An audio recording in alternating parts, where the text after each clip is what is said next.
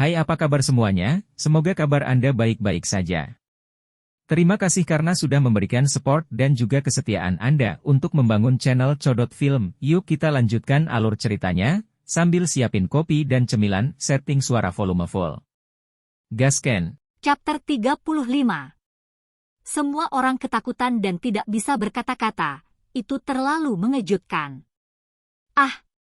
Lengan Jiao Peng bergetar ringan, dan rasanya seolah-olah dia bertabrakan dengan Hou.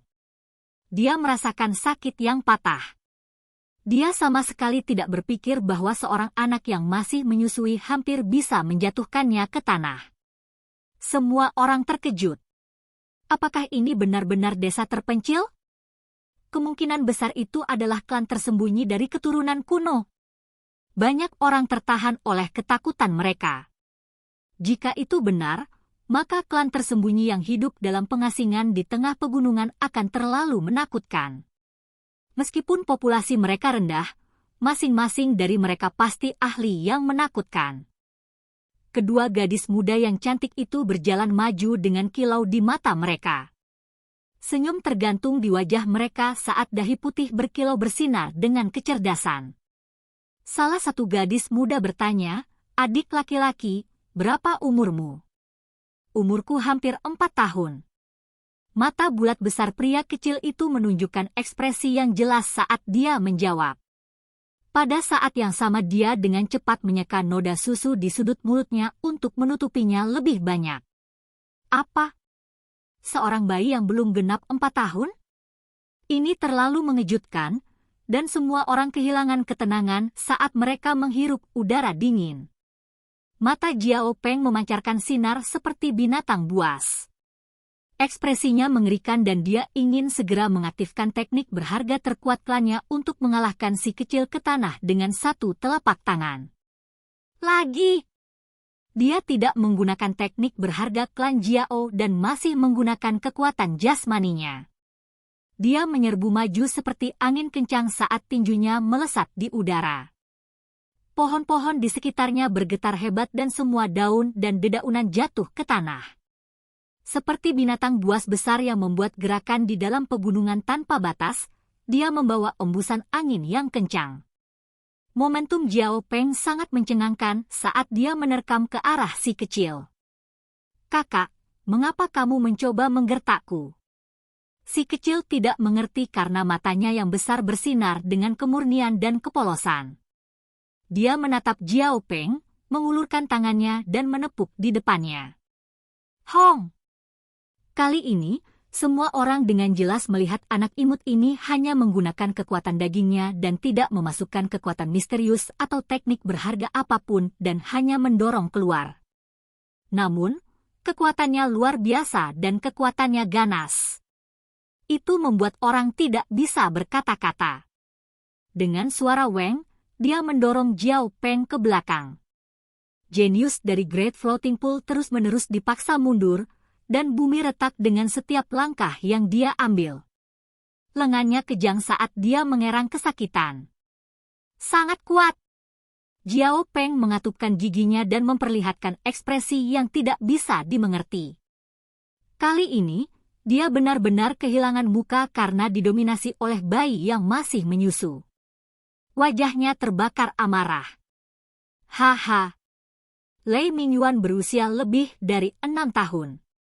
Dia senang melihat Jiao Peng kesakitan saat dia bergoyang-goyang dalam tawa.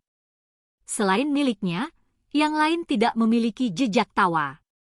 Jika seseorang menganggap Jiao Peng jenius, lalu apa anak ini? Potensi anak ini menakutkan.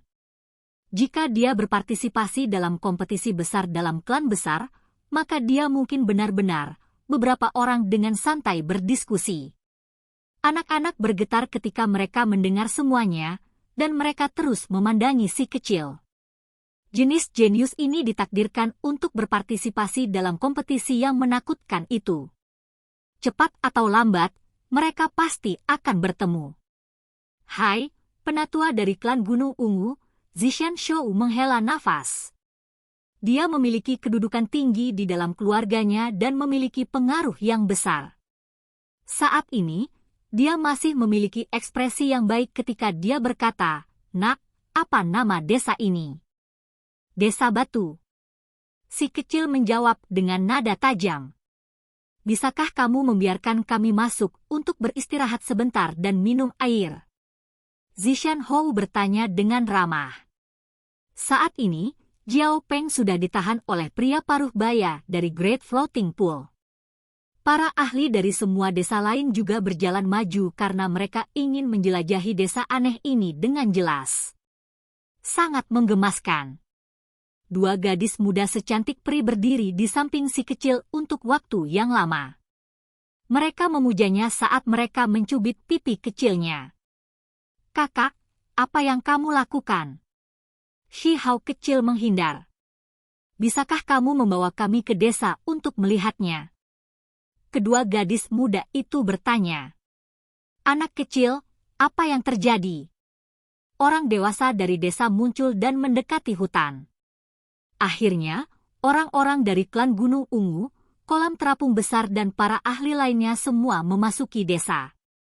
Mereka mengamati setiap detail dan sangat memperhatikan pohon willow tua. Namun, pohon willow hitam yang terbakar tidak memiliki jejak gerakan.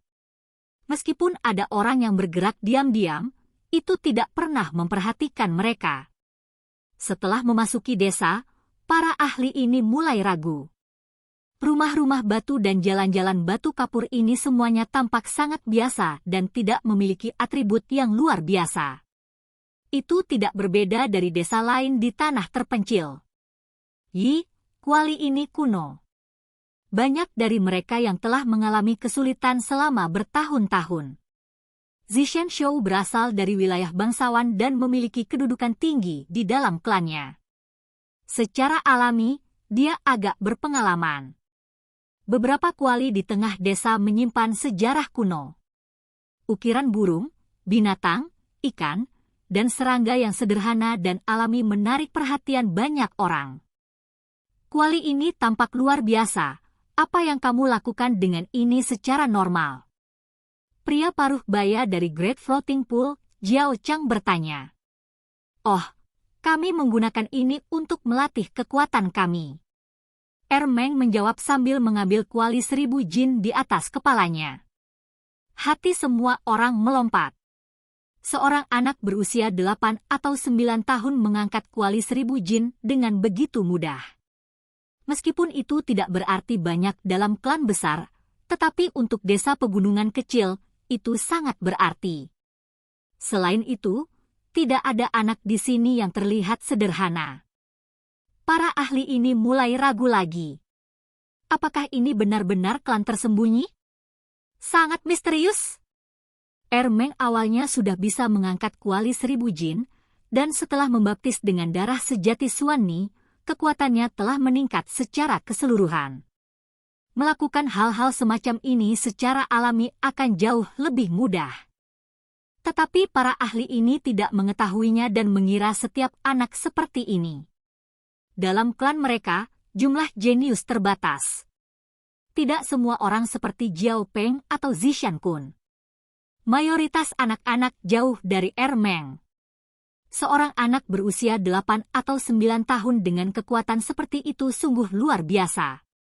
Paman besar, apakah Anda membawa naga banjir yang terbang itu untuk dimakan atau untuk memurnikan darah sejatinya? Ermeng bertanya dengan samar. Apa yang anak bodoh sepertimu tahu? Jangan bicara lagi. Ayah Ermeng menampar kepalanya dan berkata, naga banjir ganas jenis ini langka dan sulit dijinakkan. Mereka harus membawa mereka kembali dan membiakkan bayi naga banjir sebelum Anda bisa memakannya atau menyaring darah asli mereka. Itu adalah rencana jangka panjang yang sebenarnya. Orang-orang dari Great Floating Pool menjadi depresi. Mereka mengira pria berpenampilan kasar ini awalnya akan menceramahi anak itu atau mengatakan sesuatu yang masuk akal. Sebaliknya, kata-kata biadab ini keluar, mungkinkah semua orang di desa ini seaneh ini? Ini bukan babi pohon atau sapi lumpur, dan tentu saja itu bukan makanan. Ini adalah binatang ganas yang sangat kuat. Kekuatan mengerikan seperti itu, siapa yang mau berpisah dengannya? Mata semua orang mulai terbakar intens saat mereka menatap ke arah kumpulan Ermeng.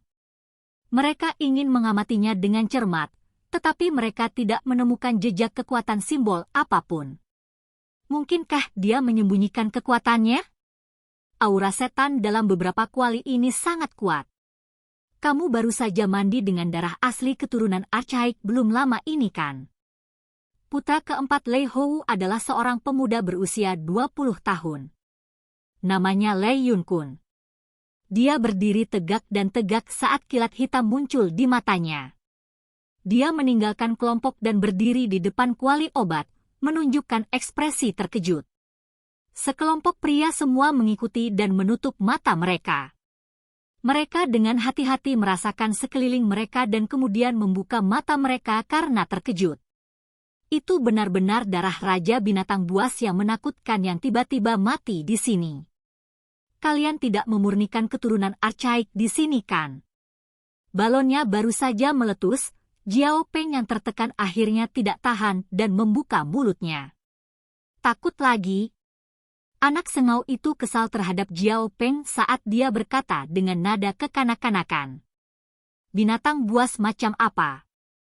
Jenius Zishan Kun berkata dan menunjukkan ekspresi penasaran. Suani yang sangat kuat. Anak hidung itu berseru. Kamu anak bodoh. Ayahnya memarahi tapi sudah terlambat. Bocah sengau itu baru ingat peringatan ketua. Jangan bicara tentang keturunan Archaik, jika tidak, itu mungkin menimbulkan bencana besar. Bocah itu merasa bodoh dan berkata dengan suara ringan, saya lupa, kata ketua, kita harus menjaga hal ini agar tidak terlihat. Namun, setelah sampai di telinga para ahli itu, kata-kata ini memiliki arti yang signifikan. Keparat ibu ini jelas merupakan klan tersembunyi. Orang-orang ini ingin tetap low profile dan tidak ingin pamer. Kalau tidak, siapa yang mau makan daging Suani begitu saja? Hanya dengan sedikit darah murni, kekuatan makhluk jenis ini akan memenuhi langit, dan terlebih lagi dengan keturunan kuno yang mampu menanamkan ketakutan tanpa akhir pada klan terbesar. Kamu yakin kalian makan Suani? Jiao Peng bertanya dengan mata terbuka lebar. Dia kehilangan sikap mendominasi untuk saat ini dan menunjukkan keingintahuan dan keheranan seorang anak. Orang harus tahu bahwa bahkan kolam terapung besar tidak akan mengganggu keturunan purba seperti Suani tanpa pandang bulu. Meskipun mereka telah dibaptis dengan darah yang sama, itu tidak berarti mereka bisa sering makan daging mereka. Karena di klan besar, semakin jarang keturunan Archaik, semakin baik mereka akan mempersiapkannya. Setiap inci darah dan tulangnya akan disuling menjadi obat. Bagaimana mereka bisa makan begitu saja? Kelompok ahli benar-benar tidak bisa berkata-kata. Seberapa kuat latar belakang mereka jika mereka berani langsung memakan daging Suani yang berharga? Pada saat ini, meskipun sekelompok ahli berasal dari klan besar dan tahu banyak hal, mereka merasa curiga dengan lingkungan mereka. Mereka telah menentukan bahwa ini adalah klan tersembunyi yang menakutkan yang sama sekali tidak dapat diprovokasi. Di mana ketua Anda, senior ini ingin memberi hormat. Zishan Shou mengenakan pakaian berbulu dan topi emas. Untaian awan ungu mengelilingi tubuhnya, dan dia memiliki aura yang kuat dan mengesankan. Namun, dia terus-menerus menahan diri dan tidak berani melakukan apa yang dia mau. Kepala menutup dirinya sendiri dan tidak akan keluar untuk sementara waktu, kata Ermeng. Bocah bodoh, kamu benar-benar memiliki banyak hal untuk dikatakan bukan? Ayahnya mengulurkan telapak tangannya yang seperti kipas dan memukulnya dengan suara pak yang keras.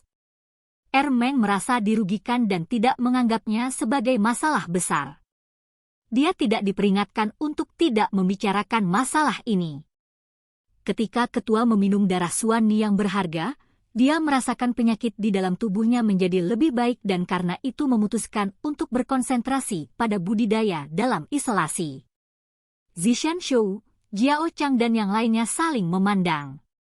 Mereka memiliki pemahaman yang jelas dan merasa bahwa ini pasti seorang kepala yang luar biasa.